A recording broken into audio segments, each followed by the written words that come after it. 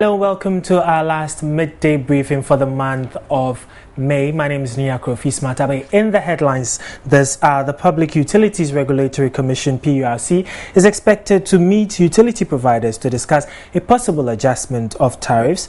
An uncompleted three-story building collapsed in Obuasi in the Ashanti region on Thursday night. We'll tell you about ongoing rescue efforts, and also President John Mahama has arrived in the Japanese city of Yokohama, where he is expected to hold bilateral talks with the Prime Minister of Japan, Shinzo Abe, today. We'll have all these plus some wellness and some briefs coming up. Do stay with us.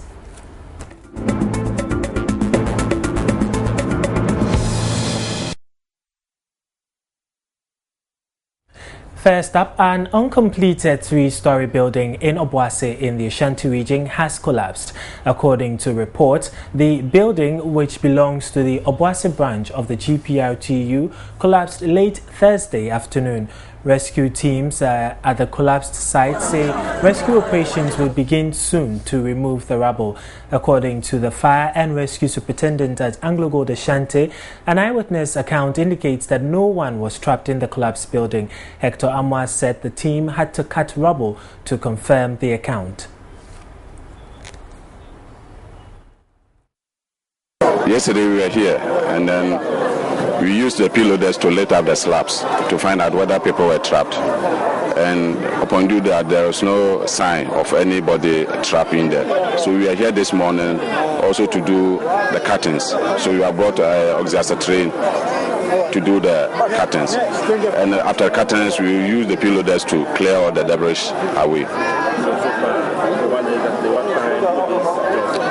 We have called in the police commander. He will bring in policemen to make sure that we clear all the people who are standing there, and then we call the area before we can start work.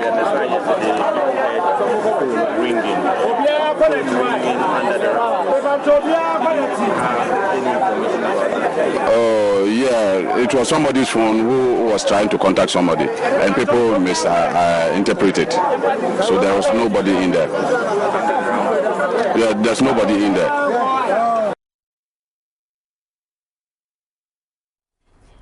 Meanwhile, unconfirmed reports indicate that construction for that particular building started late last year by Cap Construction. Away from that, still in the Ashanti region, the Asante Hino Otumfuo II has cautioned chiefs living around Newmont Ahafo Mine against entertaining illegal mining activities in their area. Otumfuo II emphasized that the notoriety of illegal miners, especially the foreigners, has become a major headache for the nation, and if not tackled head-on, could jeopardize the future of generations to come. The Asante Hino was speaking at a town hall meeting with management and staff of Newmont Ahafo Mines at Kenyase in the Bonahafo region. He warned that his office would not tolerate any sub-chief found condoning operations of illegal miners. The chairperson for the board of directors of Newmont, Dr. Joyce Ayi, also bemoaned the debilitating effect of activities of illegal miners on the country's water bodies, with particular reference to foreigners. She therefore appealed to Otumfuo to continue using his office to wage war against illegal mining.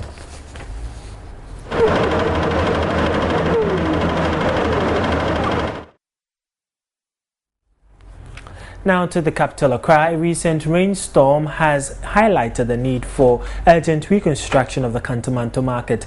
Heavy winds on Thursday left debris from a demolition exercise by the Accra Metropolitan Assembly strewn all over the market, much to the displeasure of traders.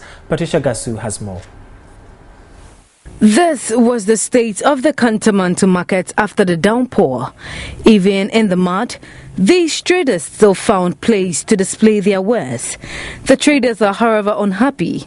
They say the Accra Metropolitan Assembly is dragging its feet on reconstruction plans for the market, and delays have halted their work. A few days ago, some traders vented their anger on officials of the Accra Metropolitan Assembly for demolishing their newly erected wooden structures. Evidence of that exercise is now strewn all over the market, to the displeasure of traders.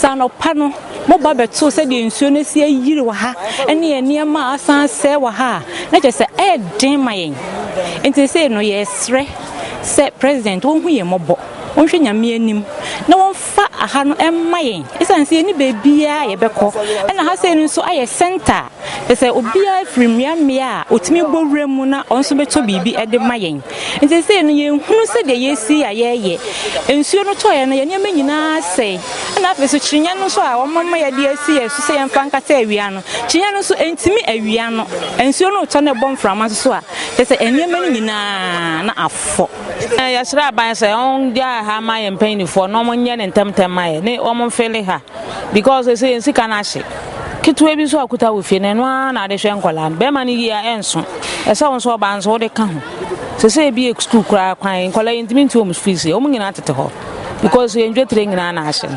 Meanwhile, authorities say the reconstruction of the Farovej Canto market in Accra will begin in July this year.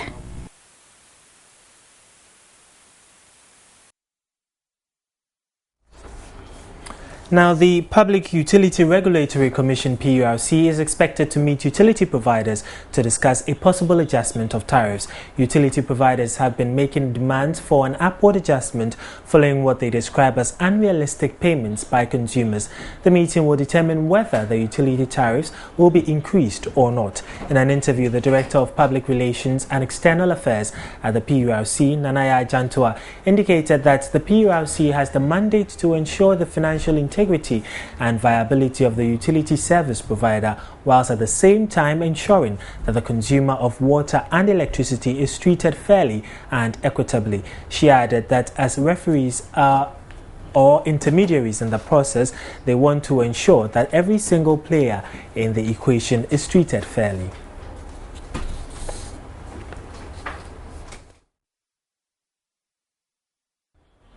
Still relating to issues that had to do with tariff, former Volta River Authority boss Dr. Charles Rekubobe has described as wrong comments by a Deputy Information Minister that government will not rush to increase tariffs. Murtala Mohammed told the media at a press briefing that any proposals for tariff adjustment from the PURC will be acted upon, taking into consideration the effect such adjustments will have on the public. We haven't had any report submitted to government by the PURC.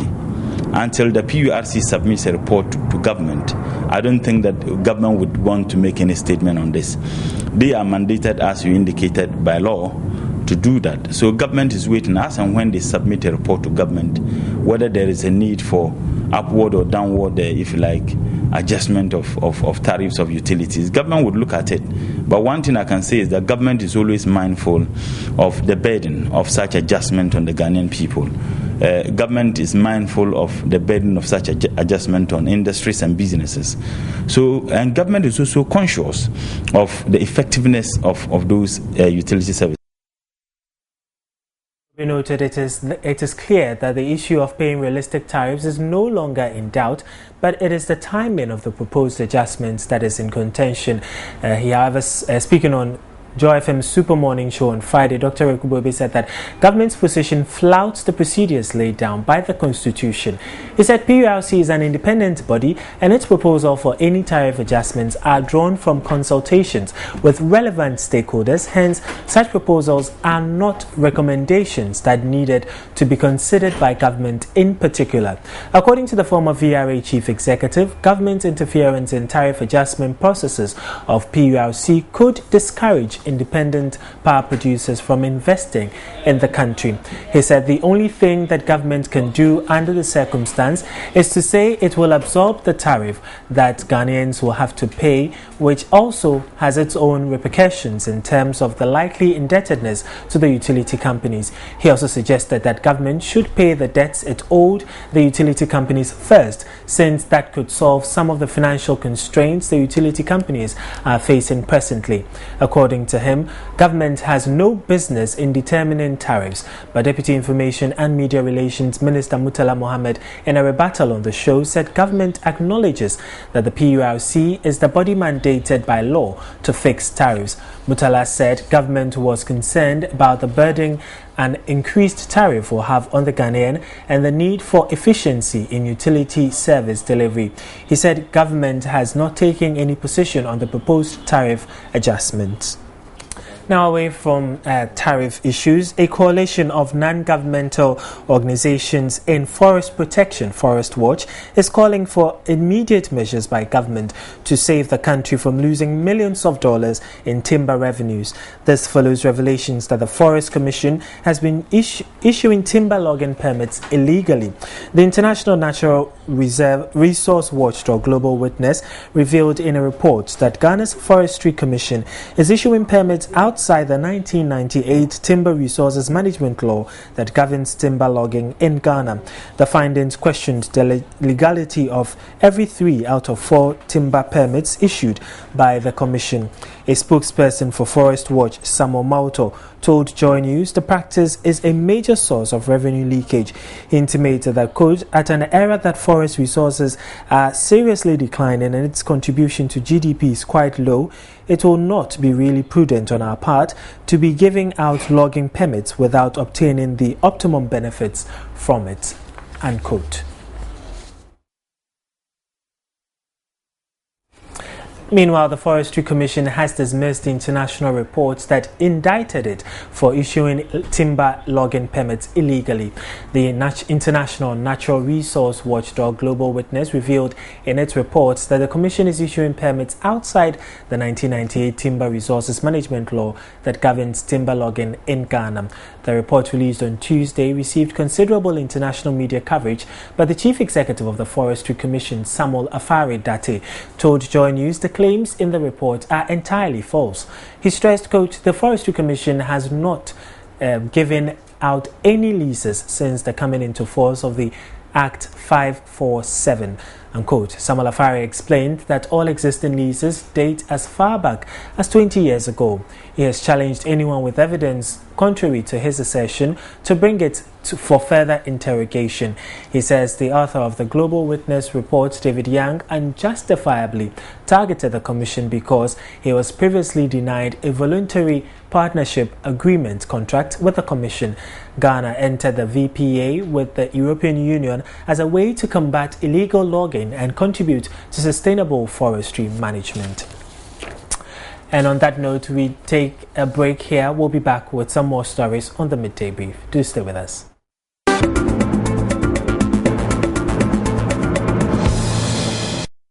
Welcome back. Authorities at the Accra Psychiatric Hospital say they have averted a possible closure of the facility as announced earlier.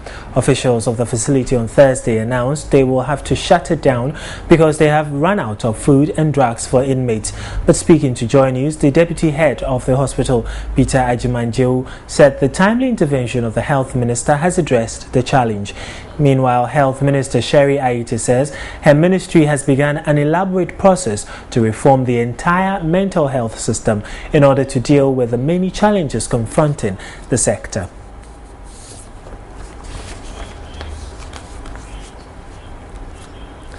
Away from the psychiatric hospital, President John Mahama has arrived in the Japanese city of Yokohama and is expected to hold bilateral talks with Prime Minister Shinzo Abe later today, Friday. The meeting will focus on Ghana-Japan relations and a review of Japan's support for Ghana's development programs through JICA. President Mahama and his wife Lordina are in Japan for the 5th Tokyo International Conference on African Development (TICAD). A number of other African leaders, including Ethiopian Prime Minister Haile Mariam Desalegn and the President of Burkina Faso Blaise Compaoré, have also arrived for the conference. The conference will officially open on Saturday, June 1, and is bringing together a number of African leaders as Japan promotes dialogue and mobilizes support for Africa's development initiatives.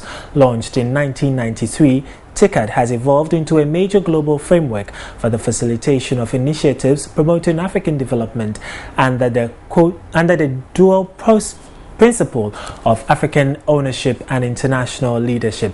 While in Japan, President Mahama will meet with all former Japanese diplomats who served in Ghana, the president of JICA, and a host of number of business executives with interest in the Ghanaian economy. First Lady Lordina Mahama will also participate in a symposium on HIV and AIDS, hold meetings on maternal mortality, and join the wife of the Japanese Prime Minister for a working lunch.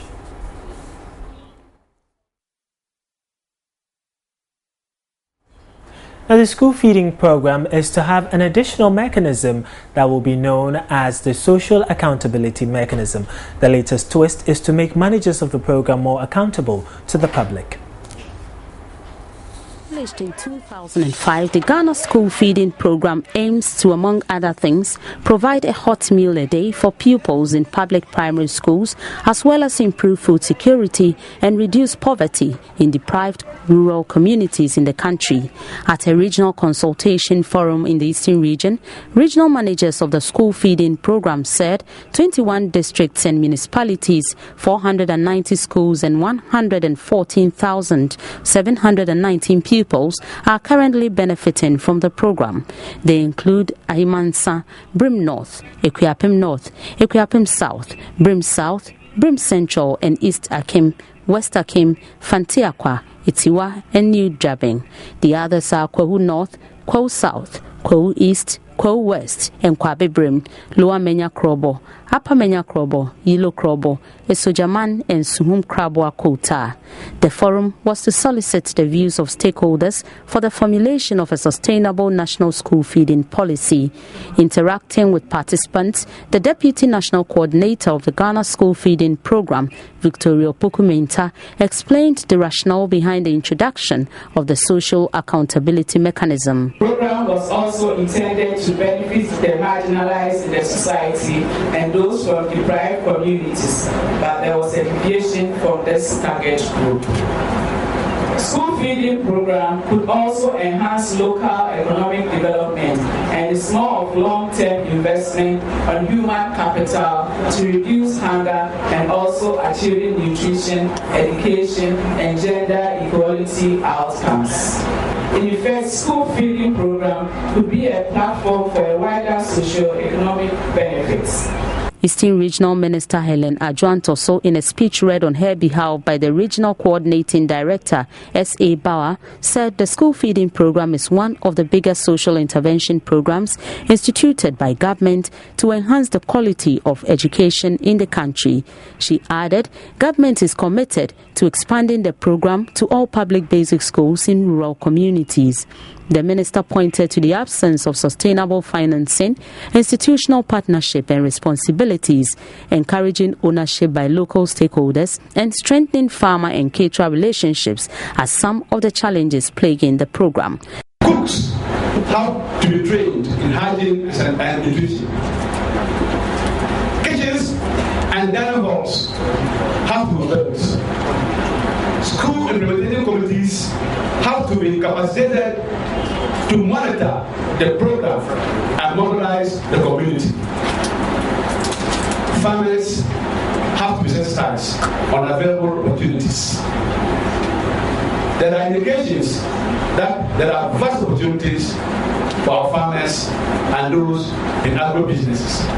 This expansionist agenda can be religiously pursued if consultations are held with various stakeholders for their views. Deputy Local Government Minister Baba Jamal also noted that the school feeding program has led to an increase in enrollment at basic schools across the country. If for anything at all, the school feeding program has increased enrollment in our various schools, either as a caterer, either as a coordinating director, because we know in the district we use the coordinating directors or some people in the district as the focal people. You are positioned in a place where you can become a mercy to somebody. Haruna Yusuf Mpuni's report for Joy News. Let's do some farming now. Losing crops to pests and diseases is the worst nightmare of every farmer, especially after a stressful planting season when they expect nothing less than a bumper harvest. Unfortunately, pests, poor farming methods and soil degradation have often denied Ghanaian farmers high yields. Joy News has been exploring the push-pull technology, a simple companion planting system that seems to have improved maize yields in East Africa. The push-pull cropping system is aimed at warding off maize pest stem borer as well as controlling the parasitic striga weed. The system is also said to be effective in preserving soil fertility, which is highly degraded due to continuous cropping with limited effort to improving its fertility. The technology, which was developed by the International Center of Insect Physiology and Ecology in Kenya, together with the Rothamsted Research in the UK, involves attracting the pests while driving them away from the maize crops using a repellent intercrop. One particular crop called Desmodium, which is a legume crop, it produces this smell that is unattractive towards this moth.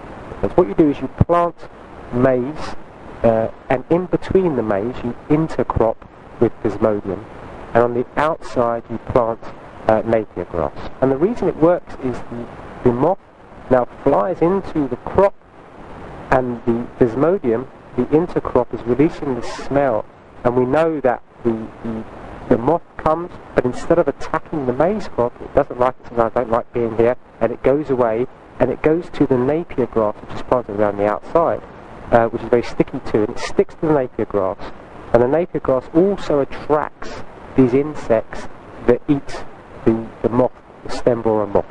Crop scientists have described the technology as simple and economical, as application of pesticides and herbicides is not needed. The pesticide particularly is usually ineffective, as the chemicals cannot reach deep inside the plant stems where the stem borer larvae reside. Dr. Hughes says the system is also known to sustain soil fertility. The Desmodium roots stop strudel coming out, so it also has this beneficial effect of preventing strudel. Unexpected, but an extra bonus. The Desmodium, because it's a legume-based crop, is also good at fixing nitrogen in the soil. So that makes the soil a lot stronger, much better for the soil, so you get a much better soil, which means you can keep reusing the system over and over again. And the other thing is these plants also are very good animal fodder, which means that you can use plants to feed animals.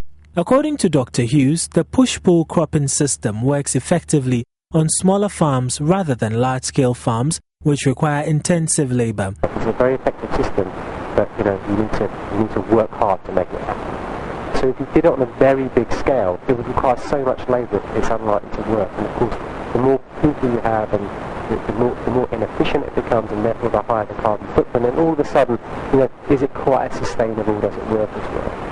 Also, we're actually not sure whether the whole effect would work on a bigger scale. It works very well on a small scale. Over 50,000 smallholder farmers in East Africa are said to have benefited from the system, recording increased yields of 3.5 tons per hectare, up from 1 ton.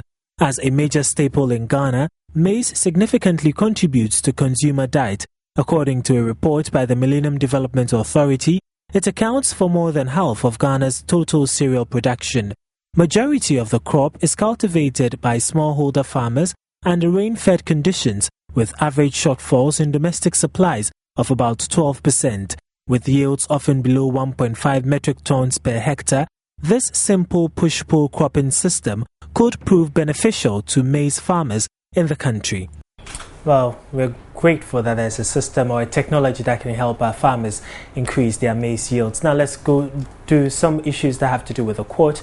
The National Youth Organizer of the People's National Convention, PNC, Abu Ramadan, is urging the Supreme Court to review its decision allowing any party aggrieved with the judgment of a presidential petition to file for review. He's also praying the court to review its decision not to sit on public holidays and weekends on a presidential petition. The court had on April 30, 2013 ruled that the directive by Rule 69C5 of the Supreme Court Amendment Rules 2012 CI 74, which provides in part that, quote, the court shall sit from day to day, including public holidays, when hearing a presidential election petition was unconstitutional and therefore null and void. In a unanimous decision, the court held that a review of its decision was a right created by Article 1331 of the 1992 Constitution. Article 1331 of the Constitution states, quote, the Supreme Court may review any decision made or given by it on such grounds subject to such conditions as may be prescribed by rules of court. The decision related to a suit filed at the court by the General Secretary of the People's National Convention, PNC, Bernard Mona, seeking a declaration that on a true and proper interpretation of Articles 133, 157, 93(2) and 11 of the 1992 Constitution, Rule 71B, and a part of Rule 69C5 of the Supreme Court Amendment Rules 2012 CI 74 were unconstitutional and must be declared null and void and of no effect. Hearing of the review application has been fixed for June 14, 2013. Well, away from the courts now, Deputy Minister for Information Murtala Mohammed says Japan and the Ghanaian government have come to an agreement on the yen.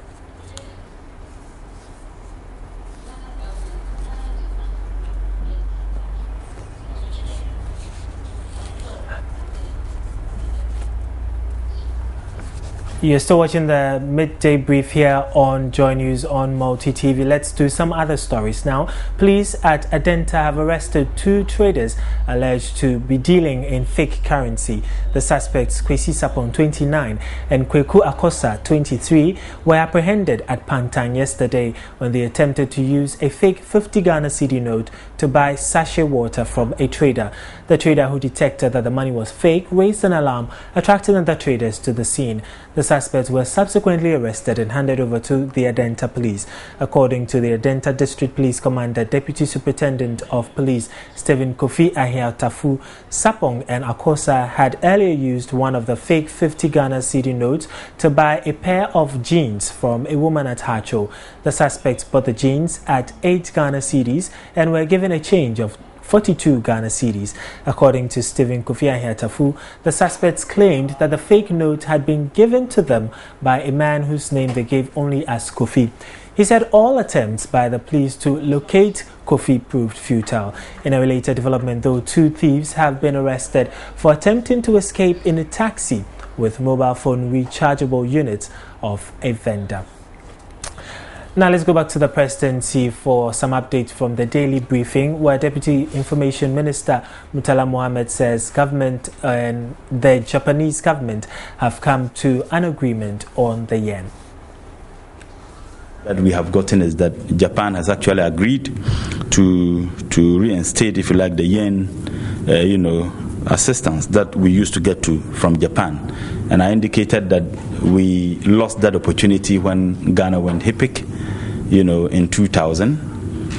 Thank God to the negotiation His Excellency the President had, I believe, about 3 days today. In fact, from Monday up to date, I have been emphasizing that part of the visit to Japan to participate in the TICAD conference, that His Excellency the President will be taking the opportunity to, one, he's making a case for the entire continent of Africa. His peers have actually selected him to make a case for them. I stated that the TICAD conference is a conference or a platform, or if you like, a forum that Japan uses to determine their foreign relations with African countries. And I said that making a case for the continent, he also used his visit as an opportunity to see how best he can renegotiate the yen facility. I am proud to announce that the Japanese government has agreed, in fact, before even the TICAD conference begins, has actually agreed, and that preparatory work would commence to reinstate, if you like, or to restore, if you like, the yen agreement. And I think that for me, this is something that is very positive. Once again, is something that Ghanaians, we should be very happy. At least you have a president who has been able to do that negotiation for Mother Ghana. We stand to benefit a lot, just as we benefited from that facility. And on that presidential note, we take another break. We'll be back with some more stories. Do stay with us.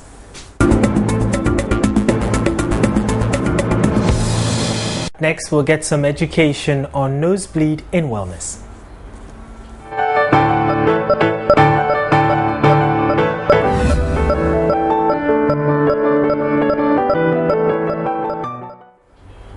Okay, now, do you know that a medical term for nosebleed is epistaxis? Well, you can also call it nose hemorrhage or nasal hemorrhage. The human nose and those of many animals are rich in blood vessels because of the position of the nose right in the middle of the face and all its blood vessels. Most of us will have had at least one nosebleed at some time during our lives. I know I have it when the harmattan is severe. But here's how to deal with it when you experience it. Besides an injury, nosebleeds can be caused by low humidity in your home or office, colds and allergies, low levels of vitamin K, chronic sinus medications, especially aspirin and blood thinners, high altitudes, excessive heat, and blowing or picking the nose, and is a possible symptom of hypertension. In younger people especially, nosebleeds occur when blood vessels at the front of the septum, the cartilage that divides the nose, which are thin and fragile, rupture. Nosebleeds can also occur after trimming nose hairs. The stubs that remain can irritate the lining of the septum, especially when washing one's face or applying pressure when blowing the nose. Now let's go through 9 steps to help stop nose bleeding. If you are prone to nosebleeds, check the humidity in your house and increase it to the normal range. Keep the heat low, between 60 to 64 degrees in your bedroom. Keep nostrils moist. Take a shower and breathe deeply to get moisture into your nose. A saline solution spray will also help. Limit blood thinners.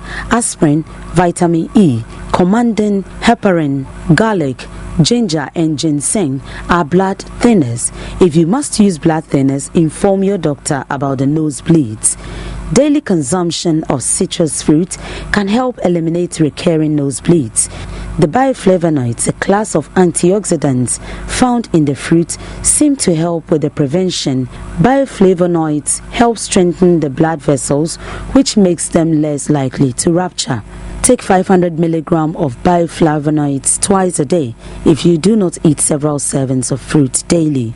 Avoid foods that may give you a severe allergic reaction, such as milk and wheat.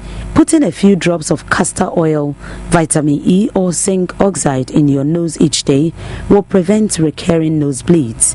Avoid spicy and fried foods. Don't scratch your nose very hard, especially if the inside is sensitive or your nose is very dry. If you trim your nose hairs, consider plucking the hairs entirely opposite the area that tends to bleed. This must be done at least weekly. Well, these steps can help you deal with nose bleeding.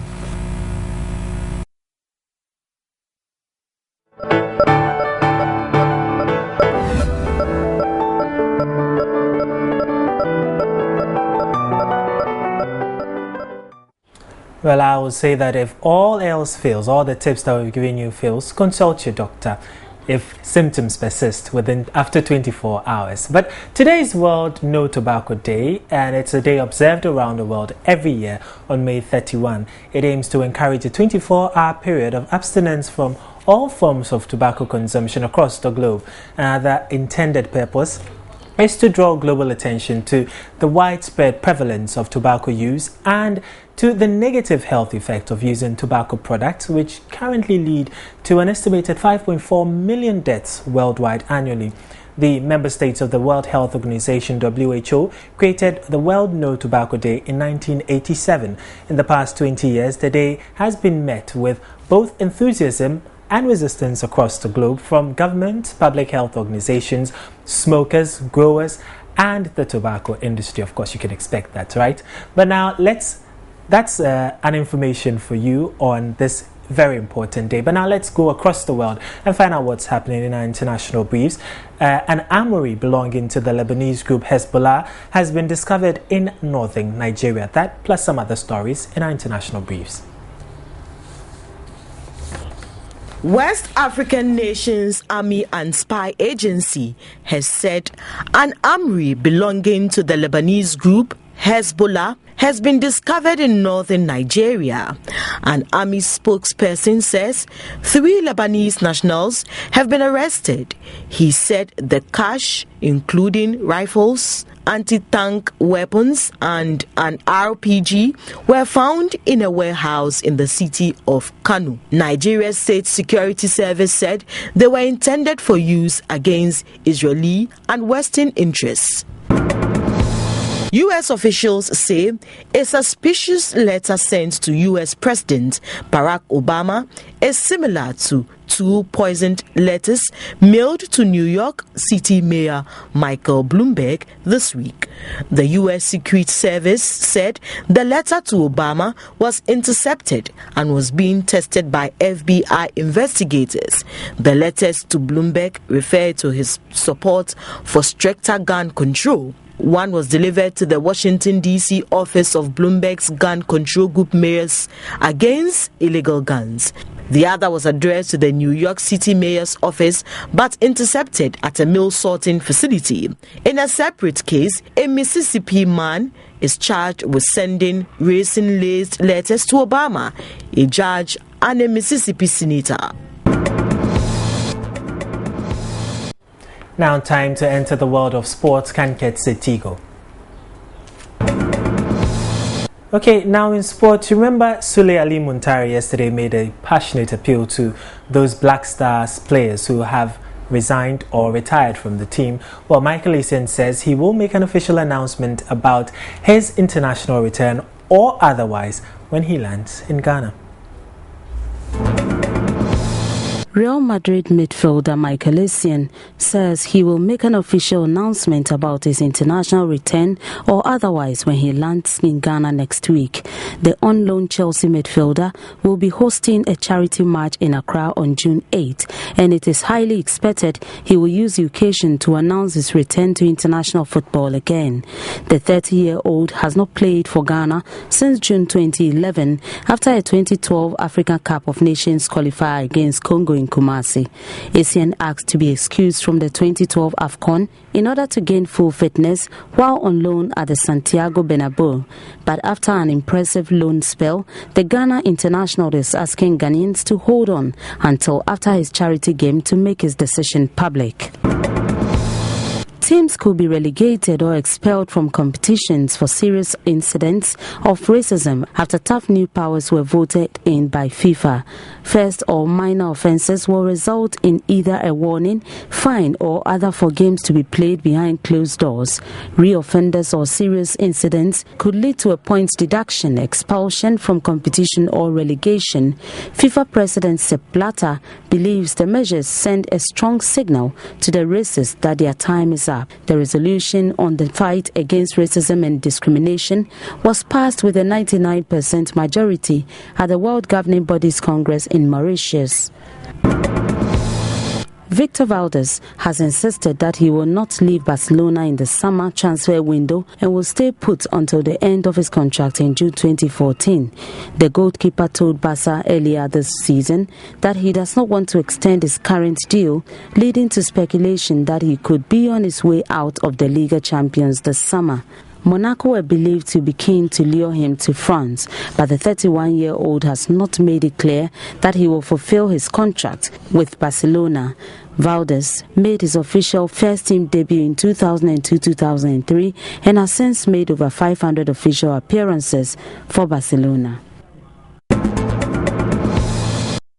Now, in showbiz, we'll be giving you sneak peek of Uncle Ibowhite's renowned playwright. He's got some thrilling theatre performance this weekend. We'll be giving you a teaser of what to expect this weekend. And on a musical note, Ghana's Afrobeat sensation Fuse ODG and Nigerian music superstar Wizkid have been named among artists billed to perform at this year's Wireless Festival. And Mariah Carey has confirmed that she's no longer returning as a judge on American Idol, which we understand will probably be having an alumnus panel at the next season.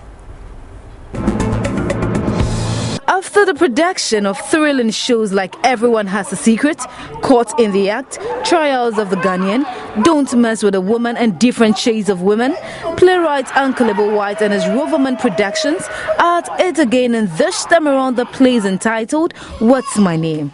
Enjoy the teaser and make sure you catch the play this weekend. Abna, tell me, so how do you expect to get a man with this behavior of yours? When you say get a man, do you mean a boyfriend, a husband? Marriage. Hey. But when you say marriage, do you mean customary marriage? Marriage oh, it's public marriage. Do you do this to everyone? And when you say, oh, have a good day, have a good day. Cupid, let's go. She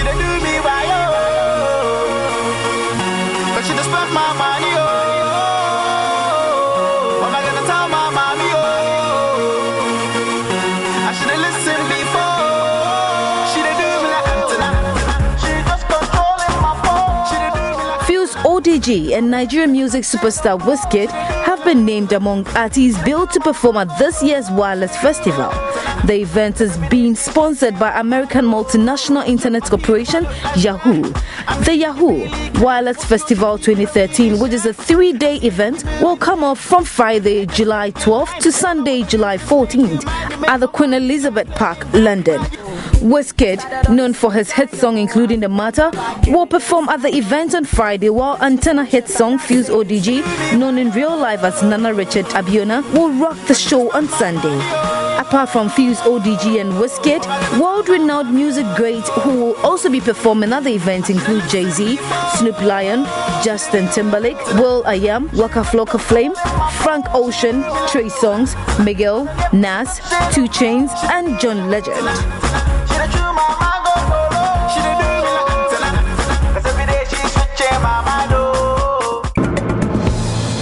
Mariah Carey has made it official she will not be back at the American Idol judges table for a second season.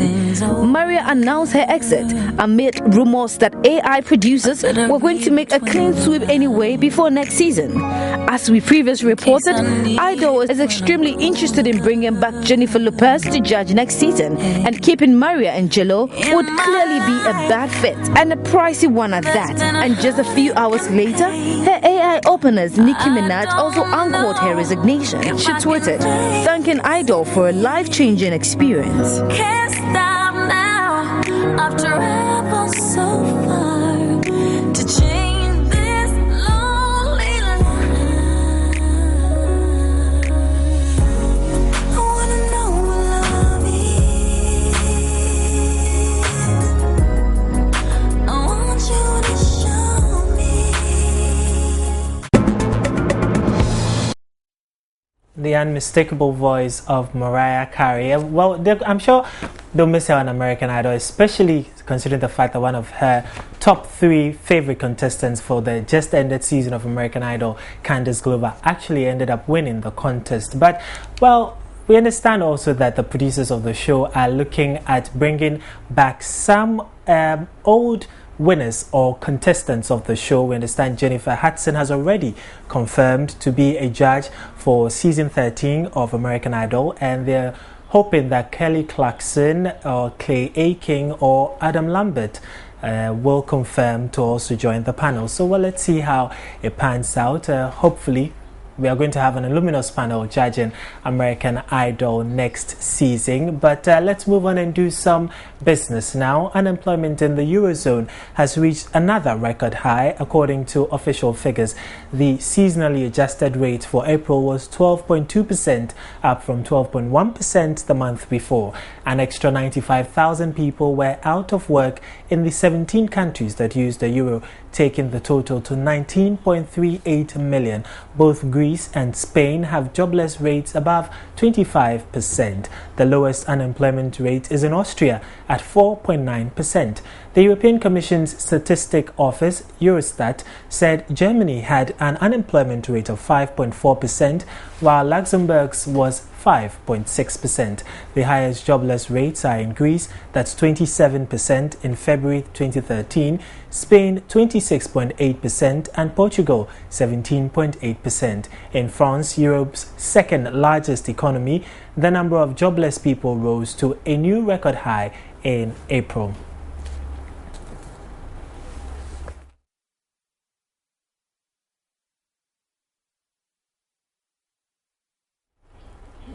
And that's it for the midday brief. But before we go, a second look at our top stories. The Public Utility Regulatory Commission, PURC, is expected to meet utility providers to discuss a possible adjustment of tariffs.